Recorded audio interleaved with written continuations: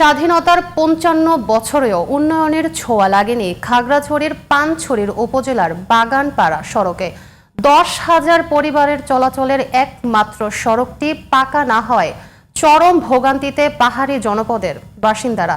বারবার স্থানীয় জনপ্রতিনিধি ও প্রশাসনের কাছে ধারণা দিয়েও দাবি পূরণ না হওয়ায় হতাশ ভুক্তভোগীরা। তবে সড়কটি পাকা করার আশ্বাস দিলেও সময়সীমা নিয়ে কোনো কথা বলেনি প্রশাসন। খাগড়াছড়ি প্রতিনিধি হলা প্রসাই মারমার রিপোর্ট, জানাচ্ছেন কিরণ মুস্তফা। শেকড় থেকে শিখরে।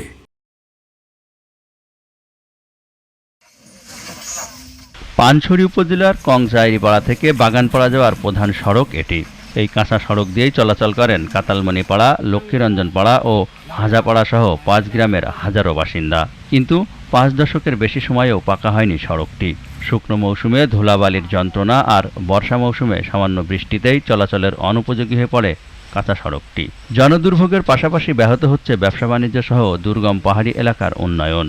কাঁচা রাস্তাতে আমরা আসলে গাড়িতে সময়ে উল্টে যায়, পোলাপাইনি স্কুলে নিয়ে যাওয়া আসা যাওয়া করার গাড়ি আসতে পারে না, অনেক কিছু তো সমস্যা হচ্ছে রাস্তার কারণে। মাল সেল দিতে পারি না, রাস্তা খারাপ, এই জন্য আমাদের রাস্তাটা খুবই জরুরি দরকার। সবচেয়ে বেশি বিপাকে পড়েন শিক্ষার্থী ও রোগীরা।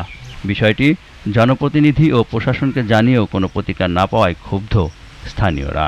২-৩ বার আবেদন করা হচ্ছিল, তখনও আমরা কোনো কিছু পাই নাই, রাস্তাগুলো হয় নাই। রাস্তা যদি ঠিক করে দিলে তো আমরা তো আপনাদেরও ভালো, আমাদেরও ভালো। রাস্তা হয়ে গেলে পরে ৫টি-৬টি পাড়ার এলাকার সর্বমোট ১০,০০০ লোকের উপকার হবে। তবে সমস্যার কথা স্বীকার করে সড়কটি পাকা করার আশ্বাস দিয়েছে সংশ্লিষ্ট কর্তৃপক্ষ।